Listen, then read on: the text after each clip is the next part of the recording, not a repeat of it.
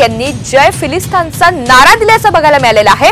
ओवेसी यांच्या शपथविधीनंतर वादाची शक्यता सुद्धा आता वर्तवली जाते। तर एकंदरीतच या कृत्यानंतर आता मोठा वाद निर्माण होण्याची शक्यता आहे। शपथ घेतल्यानंतर ओवेसी यांनी जय फिलिस्तीनचा नारा दिलाय। मैं संभालने वाला हूं, इसके फराइज और वफादारी से अंजाम दूंगा। जय भीम, जय मीम, जय तेलंगाना, जय फलस्तीन, तकबीर, अल्लाहु अकबर।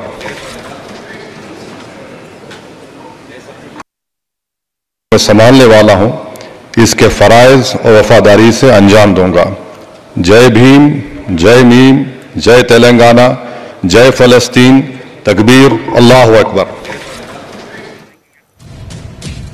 तर आपण पाहतो ओवेसी यांच्या शपथविधीनंतर आता मोठ्या वादाची शक्यता वर्तवली जाते आणि यातून आता राजकीय वर्तुळातून अनेक प्रतिक्रिया उमटण्याची सुद्धा शक्यता आहे। शपथ घेतल्यानंतर ओवेसी यांनी जय फिलिस्तीनचा नारा दिलेला आहे आणि त्यानंतर आता नव्या वादाची शक्यता वर्तवली जाते।